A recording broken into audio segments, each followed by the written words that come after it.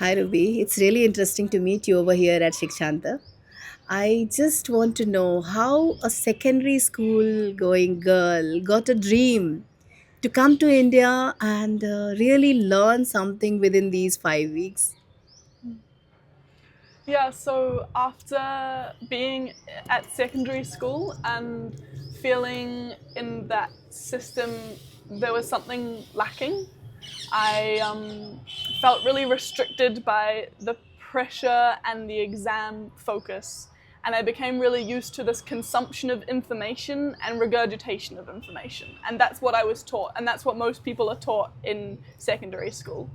But what was missing is a live thought and creativity and something that comes from me and what I want.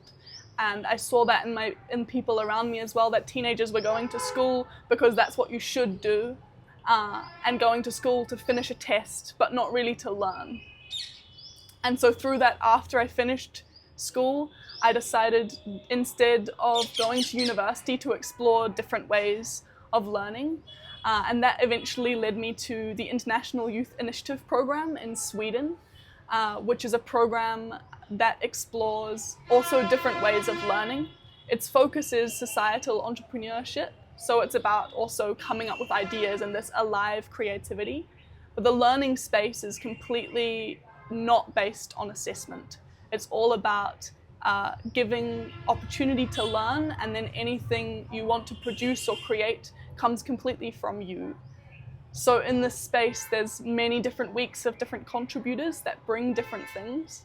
And with that, I've learned so many things. We've done everything from economics to portrait painting, from movement to learning about power, privilege, and oppression.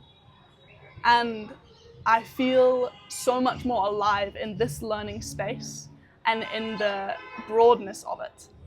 And I feel especially blessed that now the course has brought me to India and to Udaipur and Shikshantar, and learning about Manisha's philosophies here and how this place has been built up. And these, yeah, really learning about learning as an ever expanding web, and deconstructing these hierarchies of learning and seeing learning as this thing we climb up to be successful, and debunking this myth that the only way I am valuable is if I have a label that says this is my career and this is what makes me important. But actually, there's so much more to it than that. And my life experience is my learning. The people that I meet is my learning. And yeah, being Shikshantar and seeing that in action has been beautiful.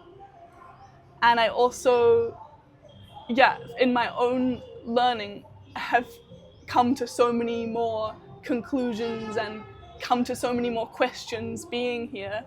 Uh, just practicing that every day is a moment for learning, and that it doesn't take a teacher and it doesn't take a classroom to learn, but that it's in me every day. And so I'm incredibly grateful to be here. Yeah.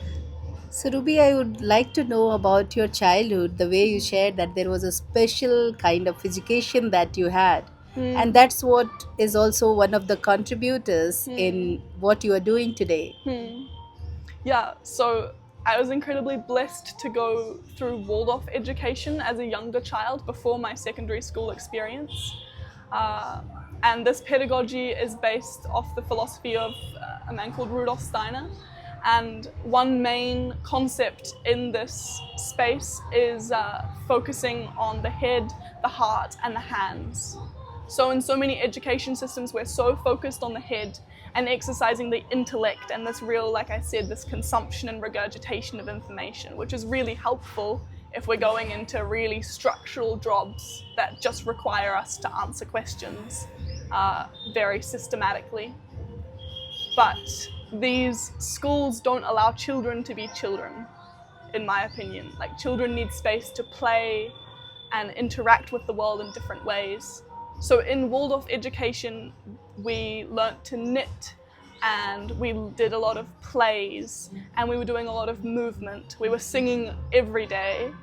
And yeah, there was a lot of space to play, but there was also a held rhythm, so that the children are really held to do what they want to do. and there's an emphasis that the teacher meets each child as an individual and as who they are, which really strips away this whole concept that in schools everyone is the same. You know, we put kids in uniforms and we tell them to line up, and it's this real like feeding through a system, rather than actually meeting human to human, which is what we can be doing with children. So that was my experience, and that was in a classroom, but it was in a classroom in a different way. And I think through having that alternative experience, that's also brought me here to wonder what more, like, what is there even beyond that, you know, when you actually don't have a classroom and we're unschooling or homeschooling, and what does that mean as well? So it's really, I think that base has definitely led me to more questions about education, for It's sure. beautifully explained, Ruby, and I really feel that the students of our country and the people who are really still exploring, trying to find out their career, they can be inspired by your journey. Also, I request you to show your notes, because that will be something which will help our students understand the value of creating notes, and that too in such a way that the notes itself become your Mm. reality you're Mm. learning. So I just would like Mm-hmm. to show people how you're So creating the notes with the colors, with your handwriting. so much about valuing my learning is about making something beautiful when I learn, because what I learn in life is always beautiful and always teaches me something. So I like to create lots of different colors. Wow. This was about my visit to an ashram, and I talked about all the things that I learnt. So this word swaraj has been very important in this time, self-sovereignty, stepping into my own responsibility. That's all beautiful. Yeah. Amazing. Thank you so much, and I hope all these colors radiate in your life too. And you should prosper, you should receive what you are really showering or sowing all around. Thank you for Thank sharing, you so Ruby. much.